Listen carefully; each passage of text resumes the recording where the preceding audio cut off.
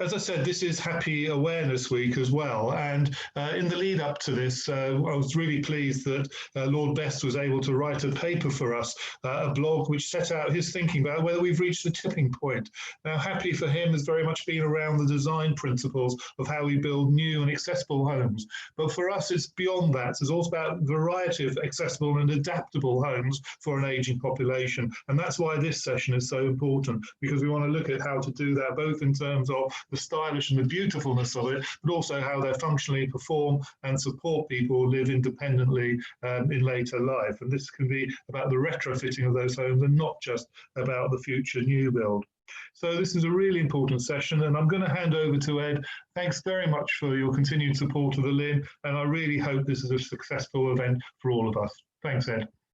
Thank you very much, Jeremy. Good morning, everybody, and I'm really delighted to be chairing this penultimate session in what has been a really great week of Housing LIN webinars around the theme of happy awareness. I'm Ed Warner, founder and CEO of the accessible design business Motionspot. I'm also the government sector champion for the design of accessible products and spaces. So I'm really pleased to be chairing this webinar today. I'm also particularly pleased to be joined by two experts. I'm joined by Rachel Russell. Sorry to embarrass you, Rachel, but I've known you a number of years, and I see you very much as a thought leader in the field of occupational therapy. You've got over 18 years experience working in adult and social care, specifically around adaptations in the home. And I know a lot of the work that you've done most recently with the government around the review of the DFG and your work around housing adaptations without delay will be touched on in your session today. So really pleased to have you with us. I'm also really pleased to be joined by Naomi Kingsley, founder and CEO of the London Rebuilding Society.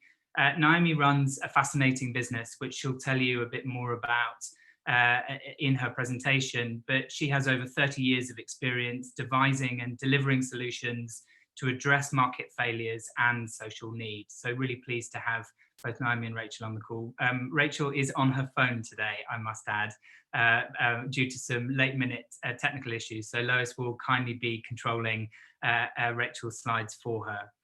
The theme of today is very much about the importance of retrofitting existing housing stock to better meet the needs of later living, but also anybody with a disability. Rachel will be spending some time initially talking about some of the common challenges people face in the home. I'll then be presenting some design solutions that can help overcome some of those challenges. And Naomi will cover just what is possible when improving homes for low-income households in particular, but really also addressing the positive impact that these sort of solutions have on the lives of residents. I must just stress something Lois mentioned at the start of the webinar, which is that the true value of today isn't just about the content that's being delivered by the three speakers, but really the most valuable webinar sessions happen from the interactive question and answers that we have at the end. So as Lois mentioned at the start of this session, please do put your questions in the chat. I will get to all of those questions at the end of the presentation. So please be asking questions throughout the presenters' sessions. I'm going to hand over to Rachel to share her screen, or in fact Lois to share her screen, and Rachel to present the slides. Thank you. Thanks for the introduction, Ed. Yeah, really sorry, I am on my phone, so if the acoustics aren't wonderful, it's because I'm in a very echoey building. What I want to do for the next 10 minutes is just talk a little bit around home adaptations. Obviously, Ed's going to kind of take the presentation forward in terms of the kind of solutions, the stylish solutions that we can achieve through adaptations. But to kind of set Ed's presentation up, what I want to do is just take you through some of the common issues that we deal with as occupational therapists. Next slide, Lois. I love this slide. I think I always use this slide because I think it's just a reminder to us all as human beings, we are continually adapting our environment. We adapt our environment to overcome everyday issues. And I just love this picture of somebody who's got their recipe book up. Obviously, you can't hold a recipe book whilst you're cooking. And it's just a reminder that the people that we work with are continually adapting their environments to make those everyday activities easy for them.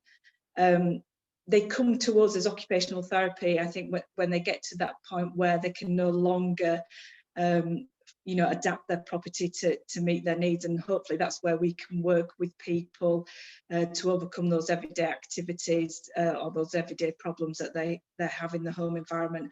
And as I say, in the last few slides, I'll go through some of those common issues that people have.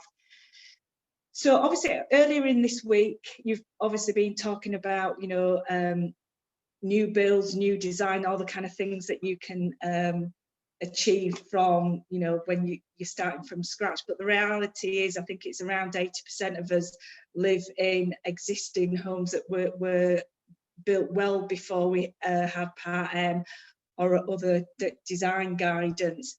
This is my home village of Haworth in West Yorkshire, and what you've got in front of you here is what we call ove dwellings. So these are actually two houses on top of each other, and that's because it's topographically very challenging, very steep. So what you've got at the bottom is one house, and then behind you've got another house where the road is.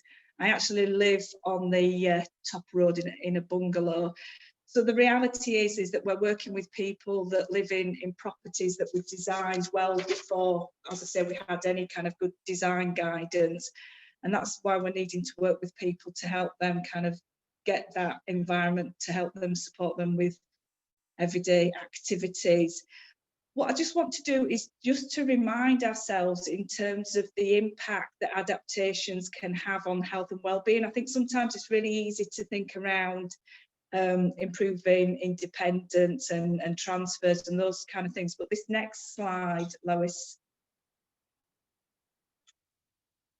just kind of a bit of a brainstorm in terms of, when we do our home adaptations, the difference it can make. Obviously, we've got the typical things around hospital discharge, hospital avoidance work, obviously preventing accidents and falls and those functional stuff. But I think it's about, adaptations facilitate family life, they restore and maintain people's dignity. What we do know is that adaptations can really improve people's confidence. So I think some work that was done by Philip Whitehead in the Bath Out To project found that, actually by adapting somebody's bathroom, it means that they actually go out more. For young children with disabilities, it's obviously, providing adaptations is about providing access to play and development.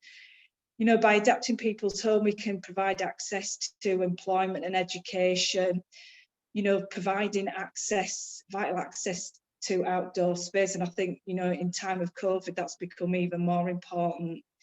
And obviously, if we can adapt people's homes, get them out, we reduce social isolation and loneliness. And I think the other important thing around adaptation, certainly working in social care, is that by improving people's home environments, we're actually improving that work environment for many informal and formal carers. Next slide. I just really kind of wanted to remind everybody that I think it's easy to forget that adaptations is a really interdisciplinary endeavour.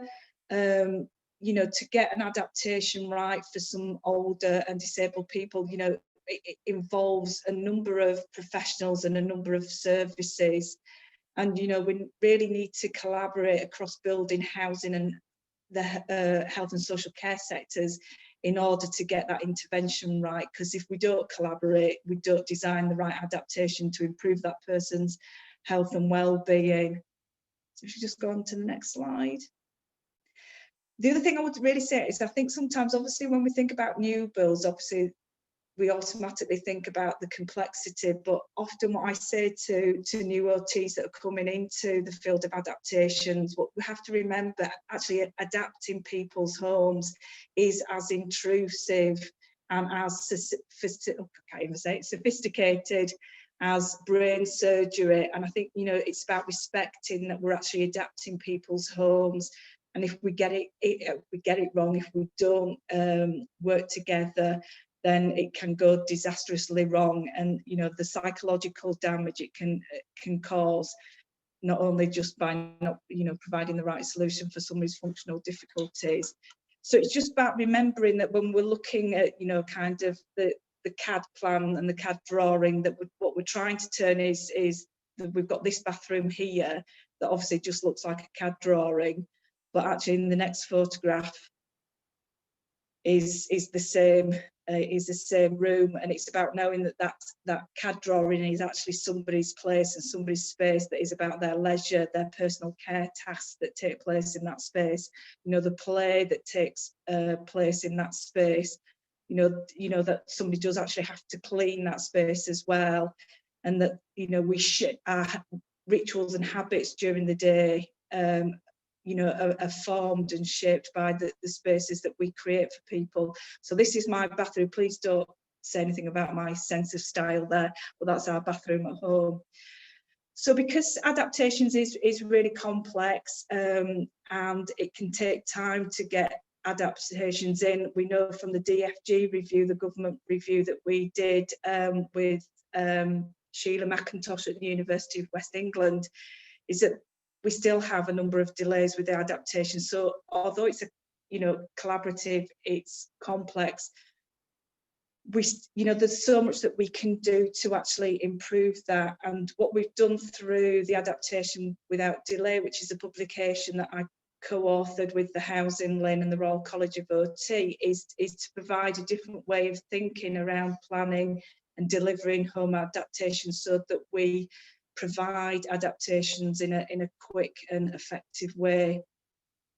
So if we go on to the next slide. So what we try to do with this new guidance is about thinking differently about adaptations, thinking about the process in a different way, so that we provide a much more responsive service, that we reduce the demands on OT services, because as we know, the demands for OT and social care is quite high, that we provide much more efficient and responsive pathways to adaptations, that we make best use of the expertise of occupational therapists. So hopefully go away, have a look at Adaptations Without Delay if you're involved in providing adaptations, and hopefully that'll give you some ideas around what we do for or how we can do adaptations differently.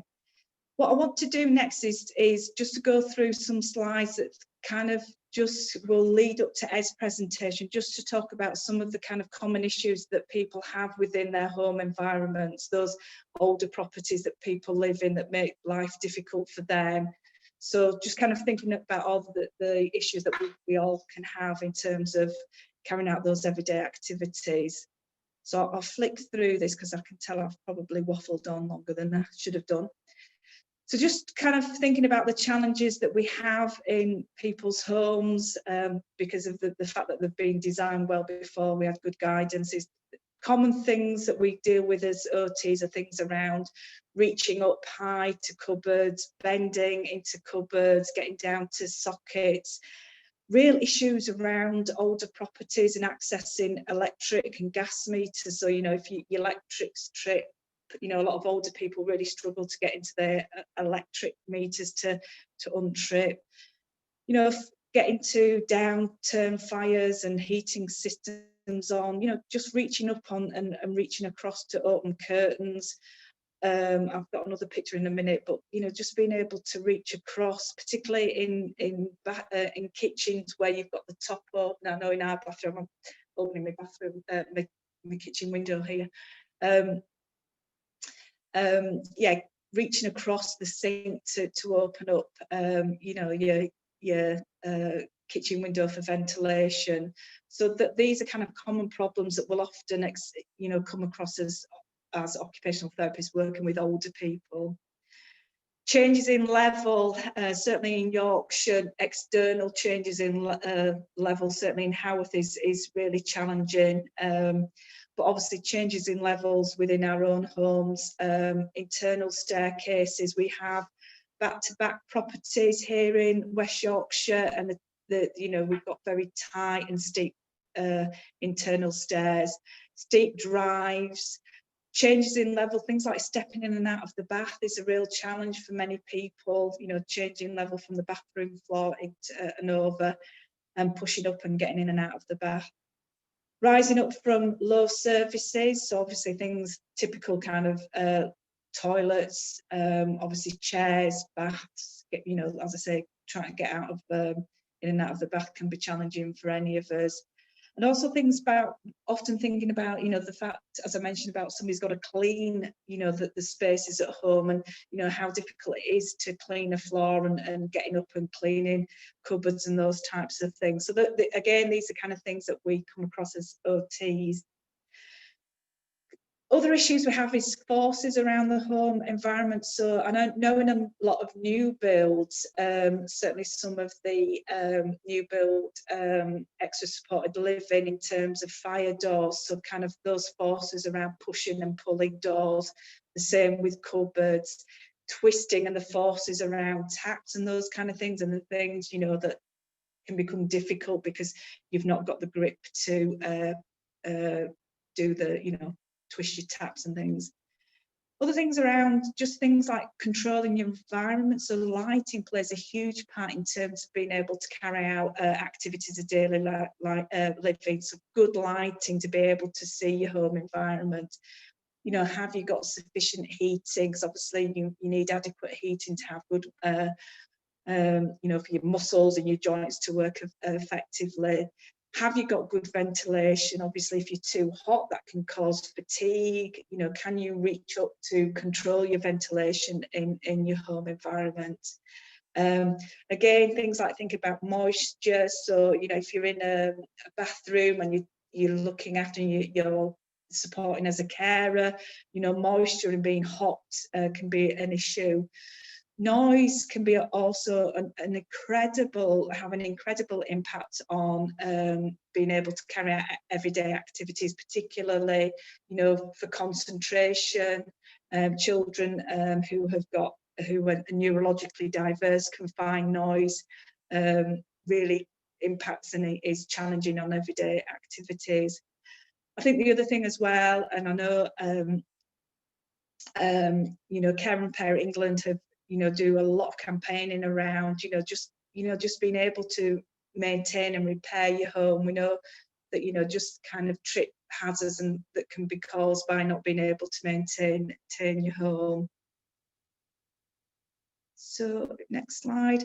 So I won't go into too much detail, but in terms of adapting the home, the kind of things that we think about as occupational therapists, and Ed will pick this up in his next presentation, is just when we're trying to design adaptations, we try to ensure that the adaptations are equitable in use, so that, you know, we're not just thinking about the person that we're doing the adaptations for, that everybody is able to use the adaptation within the home.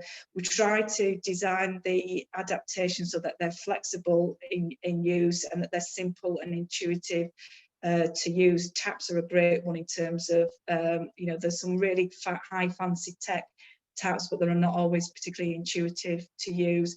Again, thinking about lighting, that we want to make sure that, you know, when we're designing the adaptations, that, you know, any information, things like colours on taps, that information is perceptible. That when we're designing adaptations, that there's a low tolerance for error. So that's why we always prefer wet rooms rather than shower trays, because obviously, you know, if you've got a shower tray, then there's often a little bit of a lip.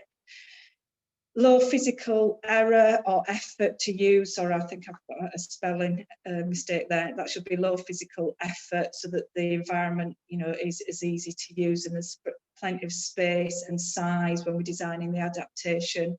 And that often allows them flexibility if people need to use equipment in the future.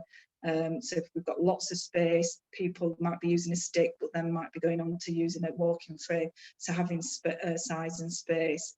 So sorry, that's a bit of a flyer, but it just gives you a sense of the kind of common issues that we face as occupational therapists, and when we're looking at designing adaptations, kind of some of the professional reasoning that we're thinking around. And hopefully in Ed's presentation, we'll talk a little bit more around what that actually looks like. Thank you, Rachel, very much for sharing those thoughts.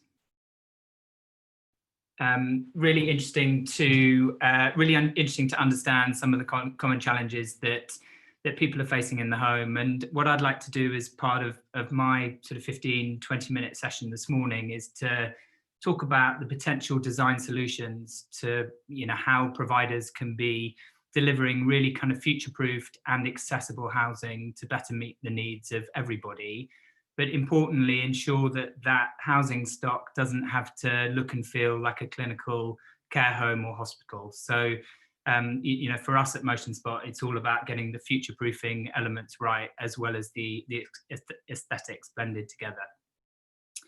For anyone unaware of our design ethos as a business, I just wanted to share this first slide with you, because for us, our evidence-based design principles are absolutely central to what it is we do as a business and how we work with the commercial and residential clients that we work with. So our design team are very much about pulling together global best practice that's available across the world, as well as academic research and local guidelines and best practice within the UK. But we also pair that with our own designers' knowledge and experience of what works within a particular market or sector. But the most important thing for us is the evidence-based design principles, actually going out and talking to the people who are using these spaces. And if we can blend all of those three elements together, you get a design that really works for everybody. And I'm going to come on to use some examples of that evidence-based design thinking as part of the presentation today. I wanted to start by just framing the importance of this discussion. We've all been dramatically impacted as a result of COVID over the last 9 months, but I don't think anyone has been impacted as greatly as the 14 million vulnerable people who have needed to self-isolate in their homes over the last 9 months. And what has become very evident as a result of the COVID pandemic is just how unsuitable and inaccessible the majority of UK housing stock is, and the negative impact that has on the physical and mental well-being of people at home, but also the pressure that puts on our health and social care system. Just some stats shown on this slide highlight that, but one of the most common accidents that happens in the home is falls. For anyone over 65, 1 in 3 people have a fall at least once a year, which puts enormous pressure on our hospitals. In 2018, there were 255,000 falls-related accidents in UK hospitals. And I dread to think what that number is going to be in 2020 based on the amount of extra time people have had to spend at home. So really for us, our focus is around how we can encourage the industry to look at how housing can be better future-proofed and made more accessible to meet the needs of an older population, but also anybody with a disability. Whenever we're thinking about who we're designing for, we work with our clients to really get them to understand who may be using the space. And one of our big frustrations in the industry is just how physically focused the current building regulations are, particularly around physical disabilities and in particular wheelchair use. I can't tell you the number of clients and housing associations that we've worked with over the years who say, I can't make this property accessible because it won't accommodate the needs of a wheelchair user. And whilst we as designers obviously want to make things as accessible as possible for wheelchair users and for everybody, the reality is only 8% of anyone with a disability in the UK is a wheelchair user. So what we do is we work with our clients to get them to think about the 92% of disabled people who may have another physical impairment or a cognitive or a sensory impairment, and also neurodiversity. And we also get them thinking about how someone's needs may change, not only over time, but throughout a particular day or shorter period of time. So the graphic on the right-hand side is a graphic that we always love showing. It was produced by Microsoft in 2016, and it just illustrates really nicely that all of us at some stage in our day or our lives will have either a permanent disability or a temporary disability. That could be a hip replacement, a knee replacement, could be cataracts, or all of us will experience situational impairments at any given time, and that could be a very noisy a noisy room, a noisy home, as Rachel mentioned as part of her common challenges. So again, what I'd really encourage you to think about is who you're designing these spaces for and how they can be future-proof to better meet the needs of the people that you're designing for. I'm going to come on to talk about some of the examples of our work in this space across the bathroom, across the kitchen, the bedroom, and also the living spaces, and draw on some experience and visuals just to get the message across as to what the common challenges are within these spaces and how we've been able to design around them. One of the most most requested rooms for design for us is the bathroom space.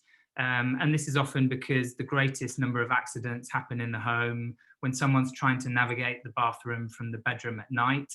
It's also where the biggest design crimes tend to happen in the home. The picture on the left-hand side is a picture we took at a later living development in Surrey. And you can see some of the features in here that Rachel was describing as part of her presentation as being significant challenges. In this particular example, the bath has been removed and a shower has been installed because the resident wasn't able to get in the bath. But the challenge that that's caused is not only a significant step on the shower tray as you get into it, but obviously there's a significant step where the contractor has rather poorly finished the pipework that was in place for the bath. So you've actually got a double step before getting into the shower, which is a significant trip risk. The shower itself is very fiddly to operate, requires real dexterity to operate the shower controls, which can be a real challenge. The toilet that's in there is a standard toilet that the majority of us would have in our homes. The challenge for older people is a standard height toilet at 420 millimeters from the floor is too low. So it's very difficult to sit down on. It's even harder to get up from. So that's a particular challenge in that picture on the left-hand side. As is the radiator that's positioned next to the toilet, which unsurprisingly causes a lot of scalding injuries because the residents have been using that towel rail as a grab rail and support bar to enable them to get on and off the toilet more easily. And another sort of key design flaw in this bathroom is around the basin design, which has got a full pedestal support underneath it. Again, a very common basin design across the bathroom industry, but very challenging for older people who often want to sit for longer times at the wash basin, whether that's brushing teeth or putting makeup on or having a shave. You're not able to get your legs underneath that basin. The image on the right is exactly the same space, just with a different set of design principles and products. So what we did in this space is actually relocate the position of the toilet to the back right-hand corner where you see the shower on the left-hand side. And we did that because it provided a direct sight line to the toilet from the bedroom, which again is a really good design principle, particularly for anyone with early onset dementia. But it's just a good design principle that if the toilet is needed at night, to be able to see exactly where you need to navigate to is a really good design principle. We've put in a really accessible palm-operated or elbow-operated flush plate, which again isn't covered by the toilet seat when it's in an upright position, a common flaw in many later living developments we've seen. We've integrated an L-shaped rail on the left-hand side of the wall as you sit on the toilet, which holds the toilet roll in place, but supports up to 150 kilograms, enabling somebody to get up and down from that toilet much more easily. Importantly, we future-proofed these walls and patched them out to be able to cope with the future provision of a toilet, of a shower seat, as well as some grab rails. So we've shown the shower seat on the left-hand side in the shower there. Again, a common complaint we see, or common issue we see, is walls that just haven't been reinforced, and residents put grab rails in at a later date and they come off the wall, and the amount of retrofitting that's needed to then patch out those walls is considerable. So if a bathroom is being refurbed in the first place, think about the patching on those walls. We've located the shower controls just in the near side of that picture in a location that is very easy to operate as someone enters that shower, ensuring that the water temperature gets to the right point before transferring onto the shower seat. And we've put a glass screen in here that keeps the toilet from getting wet. It does have a deflector panel on it, which can rotate through 180 degrees, which opens up the circulation space in the room. That shower screen has manifestations in it, so it's easier to see. But again, if someone had if someone had a particular cognitive impairment or dementia, we would recommend taking that screen out entirely. And the shower floor and the wet room is designed to be able to accommodate that. And just, you know, some other small features around the basin area. So a wall hung basin that can enable access underneath it. We positioned a mirror at the right height so that it's good for someone who's standing as well as seated. Rachel mentioned the importance of lighting in her session. We've lit the mirror all the way around the edges, again, which gives a really nice light to someone's face when they're at the basin, but it also doesn't cast shadows, which so many of those top strip lights across basin mirror do tend to provide. For us, a big thing that has come out of our evidence-based focus groups has been the need for storage. So you can see on the right-hand side, we've integrated some storage units, and there are also some mobile storage units that can sit underneath the basin. If somebody is ambulant and doesn't need to sit at that basin area, it's a really good place for storage, but not a vanity unit, which tends to be a common error in bathrooms. When it comes to kitchens, the image on the left is a very traditional kitchen design on later living schemes. Some of the challenges here, again, that connects with Rachel's slides, is the difficulty of accessing cupboards at high level, the fiddly nature of oven appliances, in particular hob controls.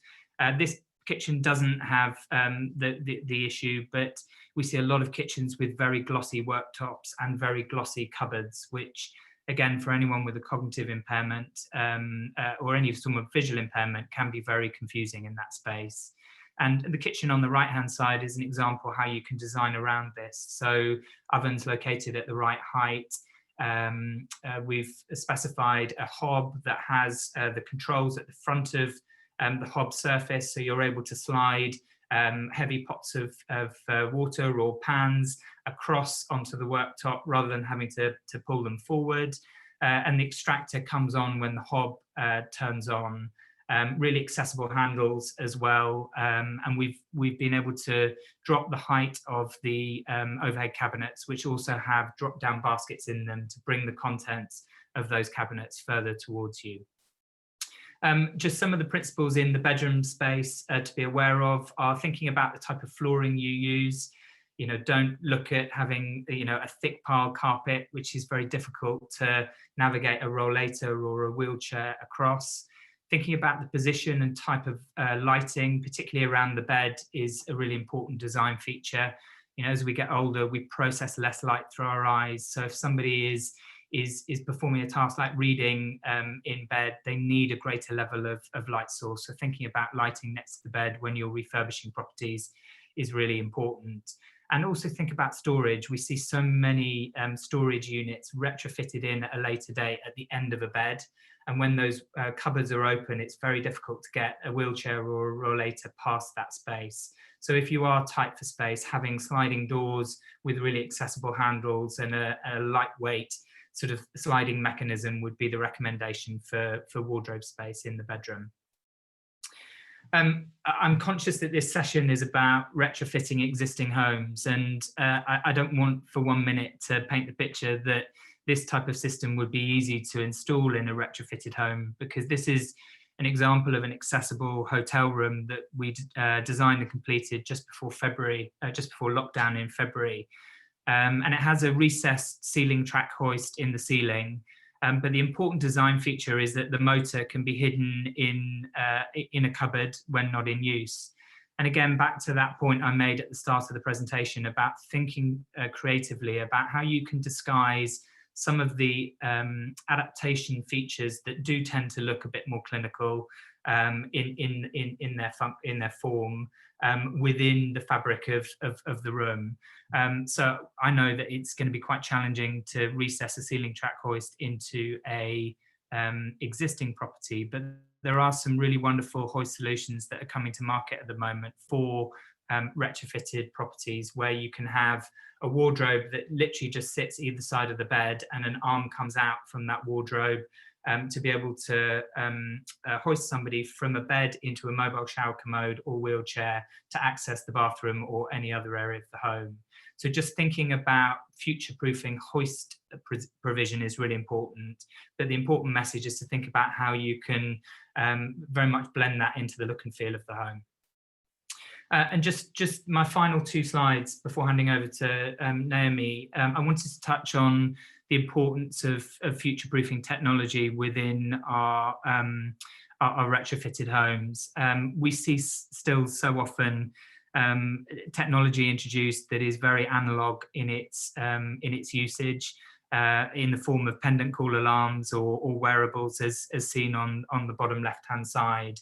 The industry is moving ahead so quickly at the moment when it comes to technology that there are some really excellent examples of operators who have introduced wearable technology like the smart wristwatch you see in the middle of the right-hand image, which can do an awful lot more than just sound an alarm if somebody has a problem. So we've just introduced this technology to a retirement provider where we were running focus groups on a Wednesday of this week, and it was just fascinating to understand how the owners were using the technology. They were as interested in the alarm functionality as the heart rate monitor that they were able to keep check of. They were absolutely obsessed by the number of steps that they can walk during the day, and also what their temperature was at any given point in the day, obviously particularly relevant in current pandemic circumstances.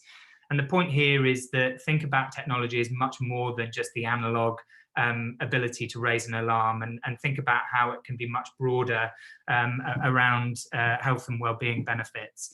And the beauty is for existing homes is, as long as you've got a good Wi-Fi connection, all these devices are wirelessly operated, so can easily be retrofitted into homes.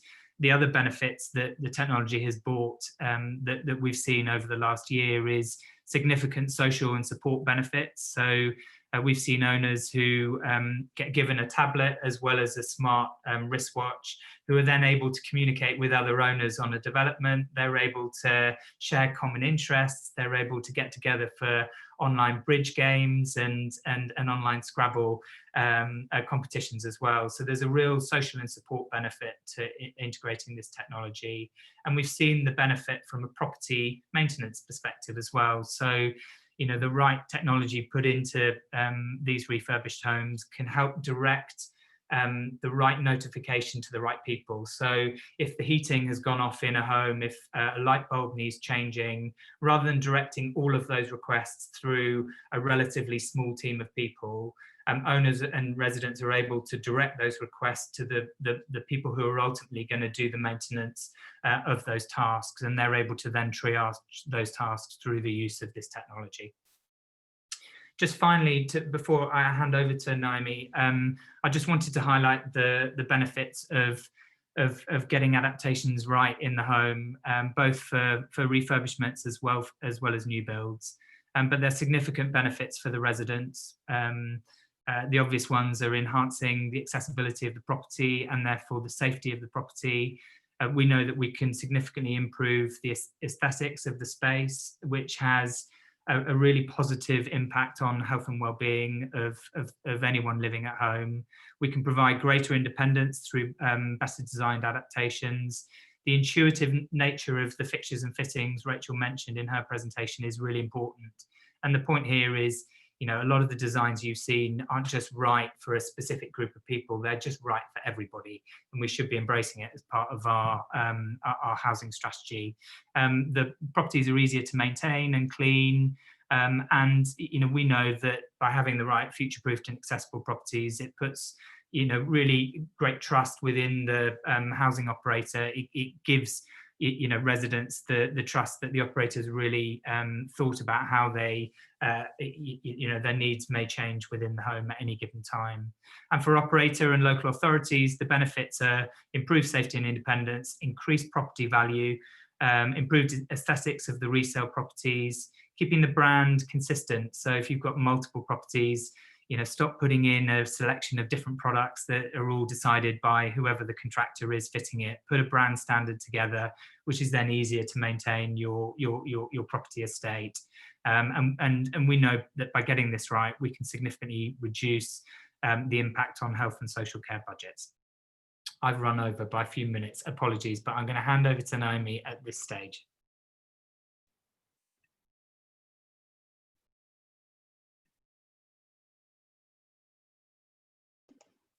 Hello. Okay, I'm just going to bring up my presentation. Excuse me, my voice is not at its best. Apologies in advance. It's interesting having listened to both the presentations, because what we do is about adaptations partly, but it's actually about broadly addressing the whole house refurbishments. So London Rebuilding Society is a social enterprise. We've been in existence for 20 years, and for quite a significant period of time, we've been working with older homeowners who are living in homes in very serious disrepair and are struggling to access any way in which they can improve their homes and make them easy to maintain and future-proof them so that they can live as long as possible independently, because as we all know, most people don't want to move. I'm going to very quickly run through some of the stats because you all know them. And I think that the key issue here is that this is a very big issue. And for us, the issue is about low-income householders and how you address the problems that they face. And is there a social impactful business model that can enable them to be able to resolve the problem they have with their home? And we all know what the issues are in relation to poverty and cost. So, you know, people in the poorest households have the significantly long-term health conditions, the cost to the NHS, the numbers of households in poverty, which are homeowners. And we've seen how COVID has replicated that in terms of health inequalities and the impact of COVID. And the cost of actually bringing homes to just a decent standard. Now, decent home standard is by no means the standard that we would all want to achieve in our homes. It is at a fairly basic level, and to some extent includes some of the issues around adaptation, but far from all of them. What we have seen recently in a piece of research that was done for us by LSE is that an average cost of bringing a home requiring significant repairs to decent homes is about 50,000. Our experience is that it's significantly more, because a decent standard is actually not future-proofing the home. So what we have looked at over many years is, where are the solutions to this? How can you actually enable people to afford adaptations, the right kind of design, and live in a home for the rest of their life comfortably? And people have a whole variety of different needs. Our low-income householders, our customers, are very varied. They're very diverse, and their needs are extremely diverse. So I'm just going to run through some examples, and I'm sure that both Ed and Rachel will say that some of our designs are wrong in terms of the work that we did. But just to give you some examples of the sorts of problems that people have. So you have a single person who's very elderly, 83, a term we're not supposed to use anymore, by the way, elderly. And she lived on her own. She was an extremely bright and capable woman, quite agile, but simply wanted to have a home that was in good condition so that she could live there for the rest of her life. Now you can see here on the left-hand side, the photographs of the state of her property. It was absolutely horrendous. She lived in a Victorian house in Leighton, and these are the issues that we're talking about. Retrofitting existing homes, and it's not particularly in metropolitan areas, but also in other areas, which are older homes, often Victorian, but certainly pre-1945. Not easy to retrofit, not easy to improve, and very inaccessible with lots of different levels. Her home was actually big, but it was in very, very poor state. It cost about £150,000 to do the work here. And what we did with her was to try and work out what she needed and also what she wanted. We were not, the limits of the way in which we work are defined by the costs, by the amount that somebody can raise in finance. Because our proposition that we take to people, which is very person-centered, is, have you been able to access finance to do this? If not, we will find a way in which we can help you to do that. But as always, there is a limit on the amount that somebody can borrow. And what we're doing here is we're enabling people to access the wealth in their home to improve their property. And the way in which we make that work is that we have persuaded lenders, and we also use it ourselves in our own fund, to use what we call a post-works valuation. So this property, which was a 4-bedroom house in Leighton in London, had a value pre-works of something like 400,000, as it says here. But it was estimated at 750. Later, it was estimated to be worth 900. So the amount that this woman, Miss H, could borrow was based on the value of the property afterwards. And that enabled her to borrow a very significant amount of money and to transform her home. And I just want to point out that here in the bathroom, we have not been able to do some of the things that have been mentioned by both Rachel and Ed. And the primary reason, because we really suggested and wanted to work with our customer, our client, and talk to her about needing a wet room. She was absolutely determined that she could have a bath and a walk. She didn't even want a shower. So it was a long process of discussion to actually even engage her with having a shower. She was determined she didn't want anything other than an ordinary bath and a bathroom that looked like everybody else's, but that was in good condition.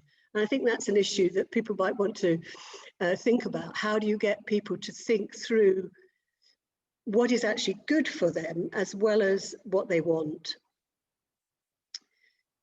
Obviously, the transformation here is considerable. Very extensive repairs, but it completely transformed her home. So it also, apart from giving her a home fit for the future and fit for future generations, it also improved her financial security with a property worth a significant amount at the end. The other issues that we find a lot are those of people wanting it to live intergenerationally. So this was a man who wanted to have his mother spend time with him, who was in a wheelchair. He also wanted his daughter and her family to visit. So he wanted to have space in the home for her and her family. So together, and this is a real case of inclusive design and co-design, he sketched out what he thought would work for him in order to have his mother come and stay with him. And as you can see that what he said was, we need to open the space out. So together with our team, our client relationship manager, who works very intensively with the clients, and our surveying team and architects, we completely reconstructed his home internally to open out all of the space, to get rid of any of the, you can even see out to the garden, we got rid of all the thresholds, everything was removed, so his mother could move around the space comfortably. It's a very sad story, actually, because his mother, unfortunately, died before this was refurbished. It's a tragic story, but he was left with a beautiful home for him as he aged. This is the other kind of situation that we find, particularly with low-income householders. Now, this is a younger family. Well, when I say younger, they were in their 60s.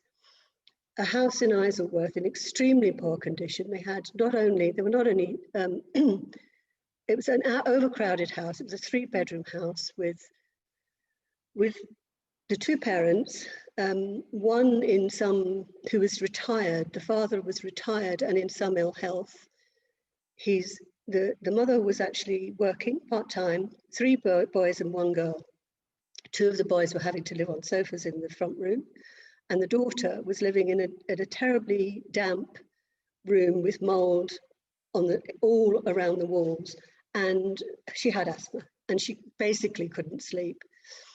The house was in desperate need of repair, so working with them, and again, this was a very interesting situation.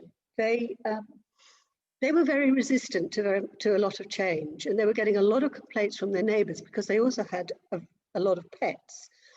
And we spent a lot of time with them, our client relationship manager, our architects, our surveyors, talking through with them how they could make the house work for them. And the only solution that we could come up with was to create a dormer, effectively, to put 2 extra bedrooms and an ensuite bathroom into the roof so that the 2 sons that were sleeping on sofas could move into the upstairs, and opened out the whole of the rest of the house as much as possible, and obviously removed all of the damp. And it was a completely transformed home. It took 6 months to do this, during which time, so they then moved back into a 5-bedroom home from a 3-bedroom home. The change for them was absolutely extraordinary. None of the boy, one of the sons was working part-time. Nobody else was working, apart from the mother. So at the end of this period, it changed their whole sense of themselves. They had a beautiful home, which accommodated them all very comfortably. The daughter was no longer suffering so much with asthma. She felt very much able to go out and get a job. She didn't feel insecure in the way that she had before. And 2 of the sons also went out and started to work part-time, and gradually over time went into full-time work. So the transformation here was extraordinary, because not only was the house transformed and the individuals on a general basis transformed, but their lives were transformed because the children were able to go out and work. There was more income into the family. The home was fit for purpose for the rest of their lives. And it was fairly clear that the children were not looking likely to move out. They were all in their 20s and 30s. So our approach is to creating age-friendly homes, which of course includes adaptation. It includes all of the needs that people will have as they age, is to provide this trusted and hand-holding support service. We find that the critical issue is that many low-income householders who have homeowners who have not been able to access any finance, or indeed often grants for adaptations, feel completely and utterly abandoned. And it takes a long time to build the trust and relationships. So we offer them this hand-holding support, and we have a whole design team and a whole expertise around them, and access to other expertise as is needed to enable them to make the decisions for themselves. And it's very enabling, because effectively they're using their own money to make the transformation, so they don't feel dependent in any way. The package that we offer is integrating technology, construction, and financial products. So the financial products, which are, we're developing new products all the time, fair and affordable financial products that meet a whole range of different needs. People who may want to live in care, may want to lodge, may want to split their home in 2, in fact. Those products enable the process to happen. That's like the underpinning for all of this, together with that hand-holding service. And all of the work is person-centered, and everything, as far as possible, is designed with and around customer needs. One of the huge issues is affordability. How much can somebody borrow without it causing them long-term issues? We must make sure that there's significant uplift in the value of their property for it to work. We also need to work in partnership, and Rachel talked about this. We've created a very novel consortium which offers all of these things to the homeowner. And what we're offering to them is effectively a new home, and for them to feel that it's something that they've achieved for themselves. We have a partner who provides energy monitoring. So what part of that is to provide affordable connectivity, because affordability of connectivity is a huge issue. Most of the people we work with don't have any kind of Wi-Fi. They often don't even have a smartphone. So we are able to put into their homes a different kind of mechanism which is affordable for them. And what we put in as well is energy monitoring. So that energy monitoring is doing a little more than energy monitoring. It's actually looking at movement, mold, damp. So we also have effectively a kind of early warning system. So if we find that somebody's not moving in the home, that there are issues that are problematic in the home, there's an alert that comes to us so that we can very quickly get in contact with our client because we keep in contact with them. The affordable connectivity means that the things that Ed was talking about are possible for our homeowners. And we want to, what we want to do with them is to work with them so that they can test assistive technologies and decide for themselves what works best, because these are single homeowners or groups of people in one home. So we're not talking about that kind of local authority or housing association relationship. And we continue to do the research and development to better understand where the issues are, what the need is, and to get continual feedback from our homeowners. So we're looking in the future to offer these new products which incorporate all of the elements that I've mentioned, and this would offer to people a very enhanced home improvement scheme which includes renewables and connectivity. It enables people to have informal or formal care, improvements for a lodger. We have Miss H, I mentioned earlier, she wanted to have 2 flats in her home. We could not make that work for her with the existing providers of finance. We're going to create a product for that, and we're working with a provider who is developing a product to finance domiciliary care for low-income homeowners, which is generally not affordable for them. And for us, what success looks like is a property that we completed during lockdown. This woman had lived in her home all of her life. She lived on disability allowance. She was relatively able to get around the home, but her home was in very, very poor condition. And we worked with her over a long period of time to see what might be achievable.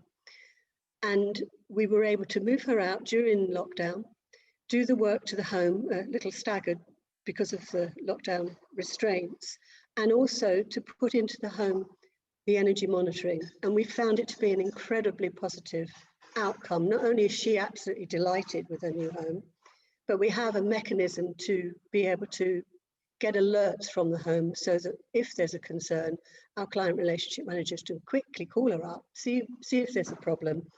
And actually what we will put in place is sort of what you might call well-being and health checks to go around and see how she is doing. I think I'm going to stop there. I don't know, I think I've probably overrun. I hope this has shown you what a business case can look like in order to actually achieve some of the things that Rachel and Ed were talking about for low-income homeowners, and maybe some of the learning from here can extend out into people who are renting accommodation. Amy, thank you very much for that excellent presentation, and thank you to Rachel for yours earlier. If I can ask Rachel, are you able to come back on screen, please? And we've had I've just been following it in your presentation, Amy. There's a huge amount of conversation that's been happening in the chat function, which is great to see. And thanks for all your contributions. We've also got a number of questions, which is great. So I'm gonna just run through some of these questions and direct it to different people, if that's all right. The first one that's come in that's got a number of likes, because I think we've got a number of OTs on this webinar today, comes from Julia Skelton. And Rachel, I think this is one best for you. So the question is, hi Rachel, what has the impact of COVID been on the delivery of adaptations due to social distancing? Yeah, so I'm the research and education lead for the specialist section for housing, and certainly during the initial lockdown, basically in terms of the DFG, and I apologise for anybody that's listening in from the other 3 nations, that pretty much everything went on to hold. As contractors, we're not going on site to do adaptations. I can only obviously speak from, I now am a principal OT at Calderdale Social Services. We are now moving forward with DFGs, obviously making sure that our contractors are being COVID safe.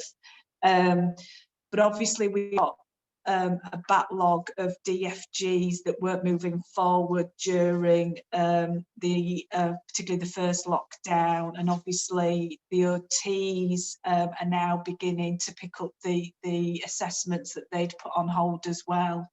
But we are certainly in Calderdale, we're trying to move forward as normal as we can do. Obviously, a lot of clients don't want people in their homes at the moment, particularly those that are vulnerable in terms of COVID.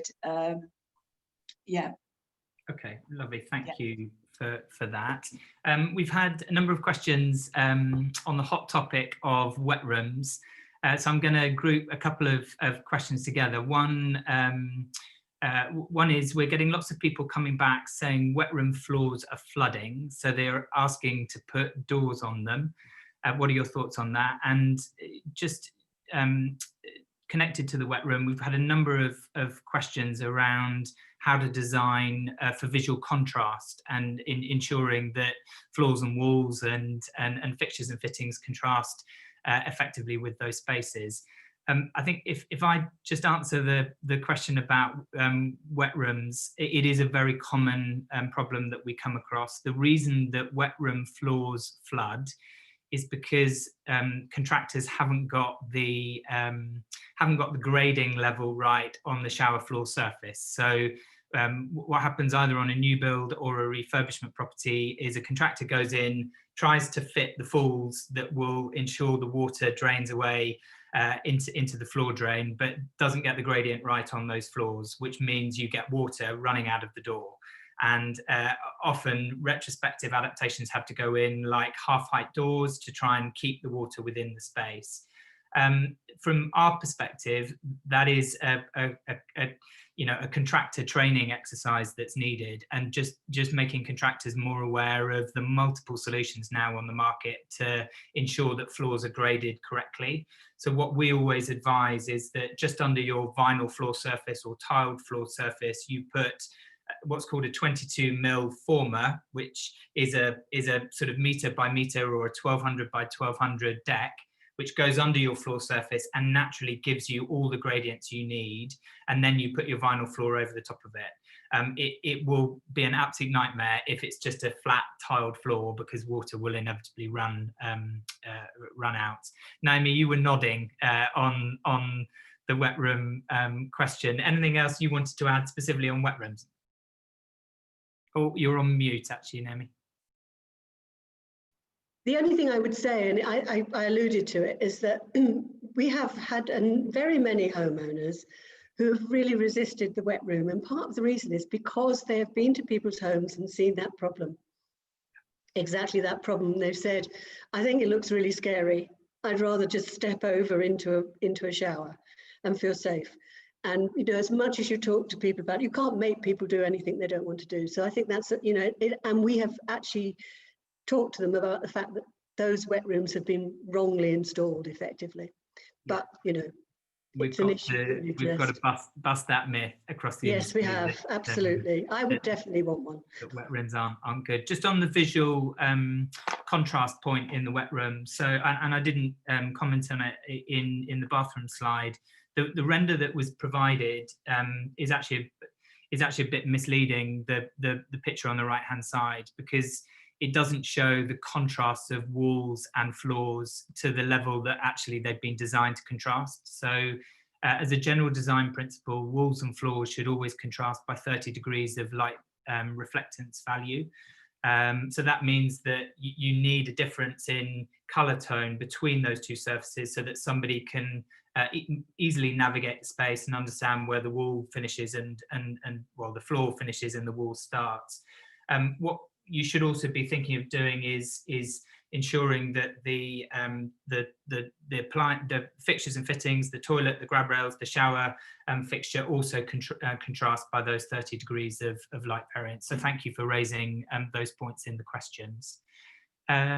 We've got Sorry, Ed, can I just make an extra point? I think just in terms of the wet room and in terms of people not wanting, I think one of the things that as occupational therapists, and this is one of the things that we kind of brought up in the adaptations without delay, about kind of making sure that we're following the whole process through for those people who've got more complex needs.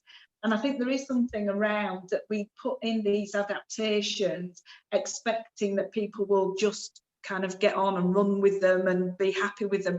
And I think there is something around, you know, obviously I'm really fortunate in Calderdale because I'm also got some oversight in terms of reablement, but when we are putting adaptations in, it is about actually, do we need to do some work around helping people get used to using the adaptations, build their confidence in using the adaptations, and not just expecting that we can put these things in and people will, you know, kind of, yeah, be up and running with them and needing that additional support.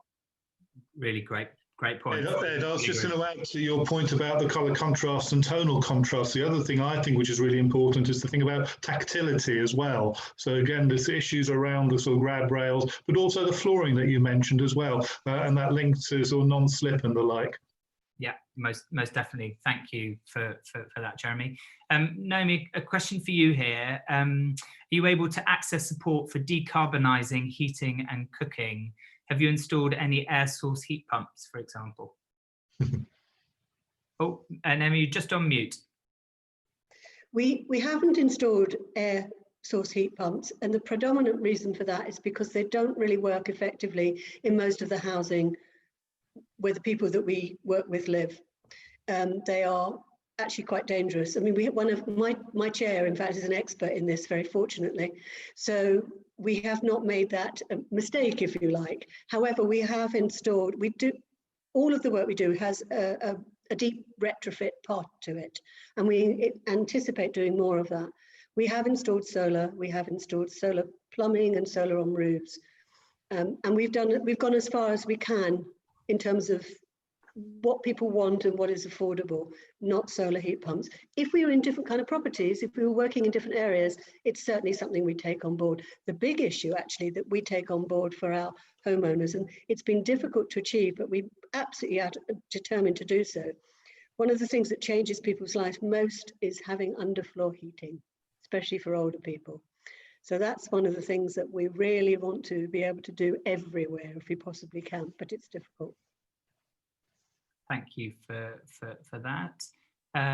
We've got a question here that Rachel, probably best for you and Naomi to answer, and happy to add to it. So as well as the opening windows in the kitchen, we have issues in cupboards being too high for them, and changing handles on PVC doors. So any solutions to that ventilation point, cupboards being too high, and how handles can be changed on PVC doors in kitchens?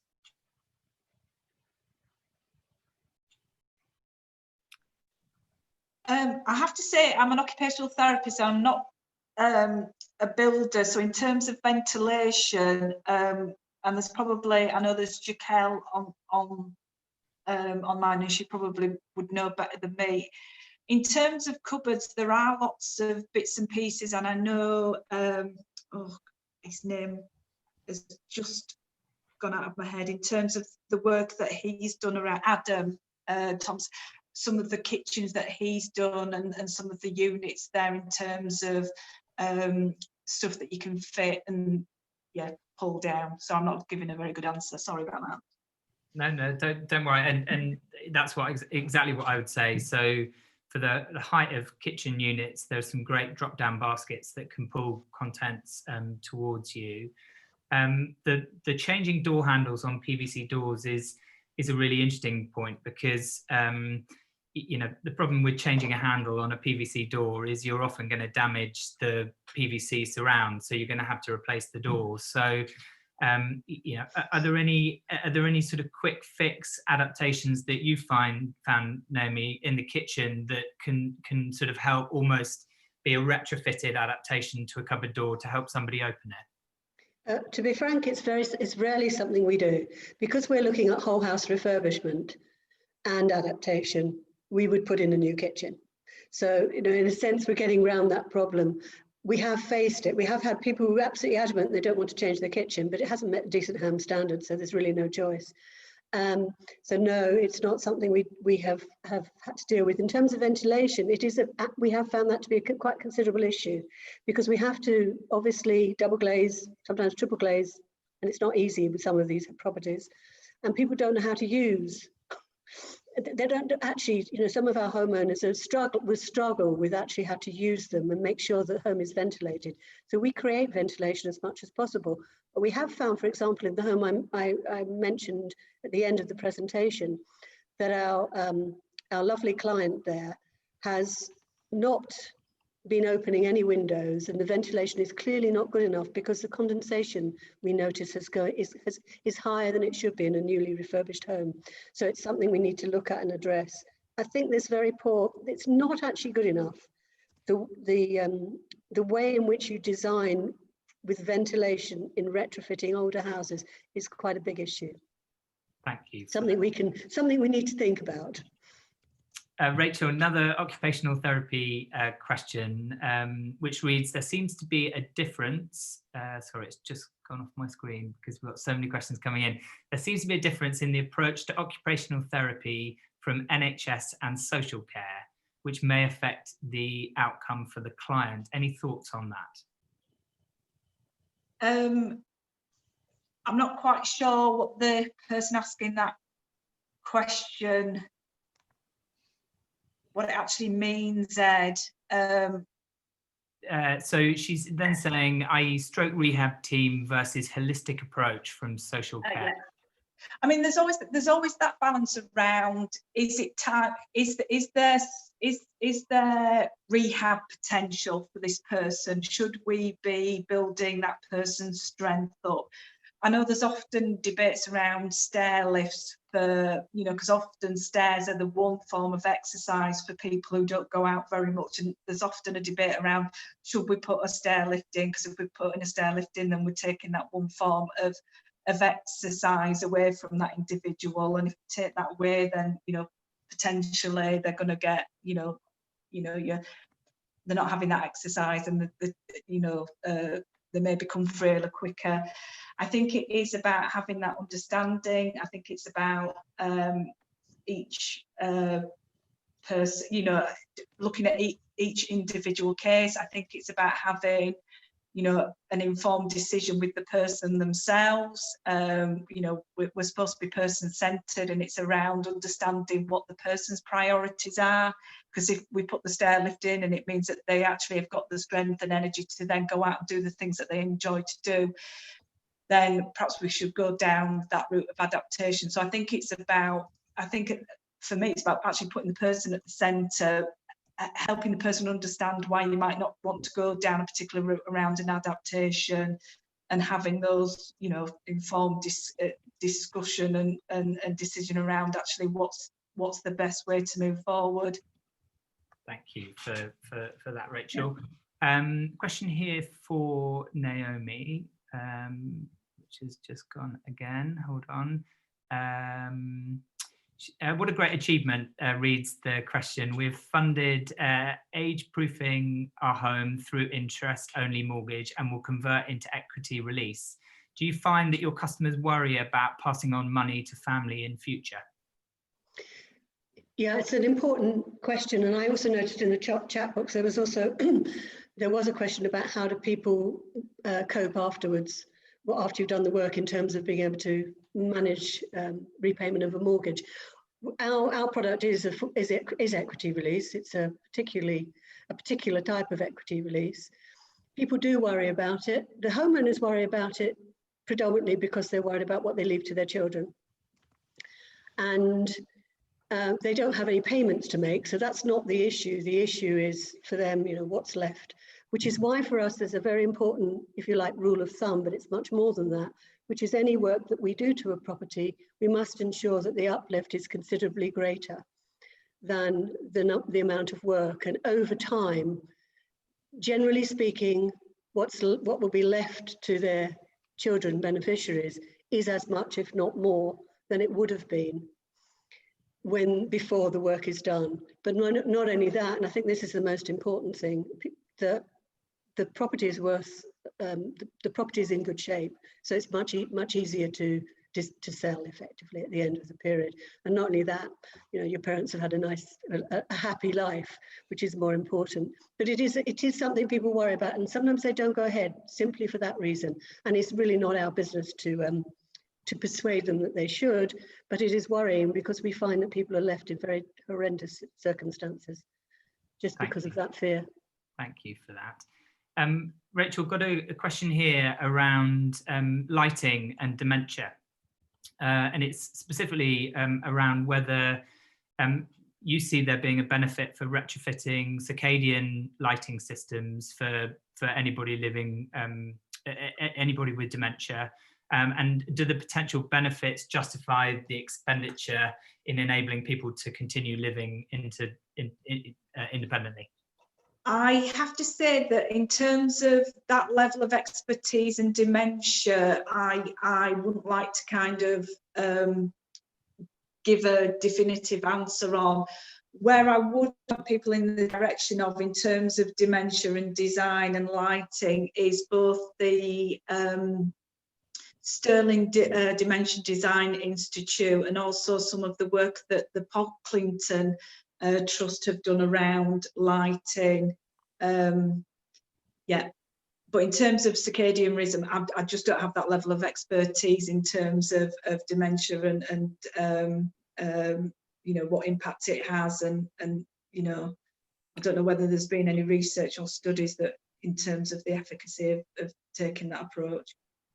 Yeah, it's not research that we've come across specifically around circadian, and we haven't designed and installed a circadian lighting system in a later living scheme yet. But what we have been able to do is design lighting plans that, as I said in my presentation, give the right level of light for people, and the ability to be able to personalize that level of light and adjust it to suit different times of day. So simple things like putting, you know, lighting systems on dimmers is a really important feature and a very cost-effective way of being able to give the right level of light throughout the day. So, you know, at night before somebody is going to bed, they don't want to hit a light switch and have, you know, a significant lux level being processed through the eyes before we're all trying to shut our brains down and have a good night's sleep. So being able to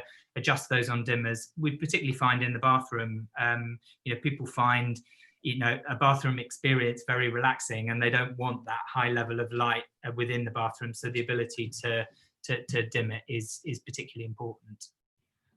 Ed, the World Alzheimer's Society has recently published a design guide for people with dementia. I'll just check it out and I'll post it on the chat box. I was just going to say, I think this just highlights another issue in this area of practice in terms of adaptation is in terms of the evidence base. There's just not a huge amount of research that's been done in terms of adaptations. And that's one of the challenges that we have as OTs, because when you're trying to come up with a solution, we just don't have the evidence base out there to be able to say, well, this works, that works. I just want to build on that point, actually, Rachel. And I'm sure I saw it in the Q&A chat box, and I can't for the life of me find it. But there was a really good question around how do we measure the impact of these adaptations? And I'm really keen to get both your thoughts, Rachel and Naomi, around how we can measure the impact of the adaptations that we've been talking about today. Oh, the proverbial question, outcome measures. It's a real challenge because there are no specific kind of outcome measures that have been developed for this field of practice in terms of adaptations. I know that Philip Whitehead, when he did the initial Bath Out 1 project, which was a randomised controlled trial pilot, and they're hoping to start the full randomised control trial next year. They used and found that the ASCOT, which is a social care measure, measured really well in terms of the impact for the individual. Like I say, outcome measures, because it's about whose perspective are you measuring the outcome. Is it the impact that you're having in terms of reducing health and social care costs? Because there's a number of measures out there that can measure that. Are you wanting to measure from an OT perspective the improvement that you've made in that person's independence performance? There's a whole raft of outcome measures you can use there. Or again, are you looking at it from that individual's perspective and what improvement that they felt it's made, the outcomes that they've feel that they've achieved from having the adaptations. And again, there's a raft of outcome measures that you can use for that. I know that the Centre for Ageing Better has got on their website, I think there's an area around outcome measures that are used for older people and measuring health and wellbeing outcomes for older people.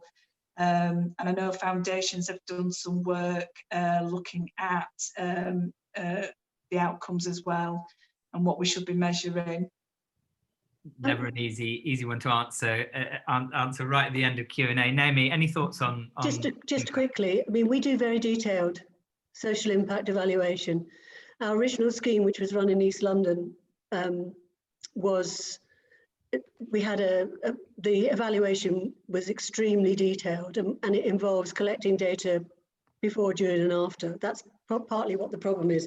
So you've got a kind of more technical approach, which is to evaluate, but you've also got the anecdotal and the survey base. So we look at all the stakeholders. We look at the impact on the individuals, the impact on the local authority, the impact on health, etc., etc. And we've got a very detailed kind of framework, which if anybody wants to see, they're very welcome to. Thank you for that. I'm conscious of time. We've just hit 11:30. Jeremy or Lois, anything else you wanted to add before I just pull together a short summary?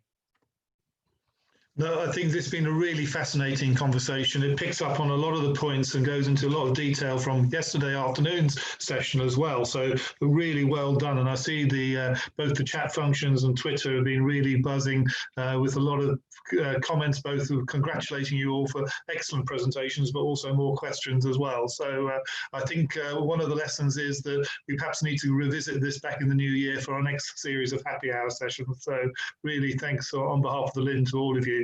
But back to you, Ed. Thank you, Jeremy. Yeah, I'd second that, and wanted to thank speakers Rachel and Naomi for joining us today. Some really insightful thinking that's come out of it, and some great conversations in the chat and questions as well. We've been able to get to most of the questions. I will respond. There's some small questions around where the stats are from, and if we've missed any questions, I'll be able to come back with some responses as part of today's session. But I mean, just in summary, the key themes we've covered today around the importance of considering retrofitted housing has covered everything from raising awareness of what the common challenges are that people face in our homes at the moment, to think about how you can build accessible design principles and how you can think more creatively about your product mix that you put into these homes to make them more future-proofed and accessible to meet an aging population. To measure the impact, and I think we could have a session in itself next year around outcome measures and impact around the positive impact that adaptations can have. But as Naomi has demonstrated, think more creatively about your funding streams and how these adaptations are delivered across properties, because there are more than one way of delivering this type of adaptation. I'd just end in saying we've had an amazing number of people on the session today. Thank you for joining.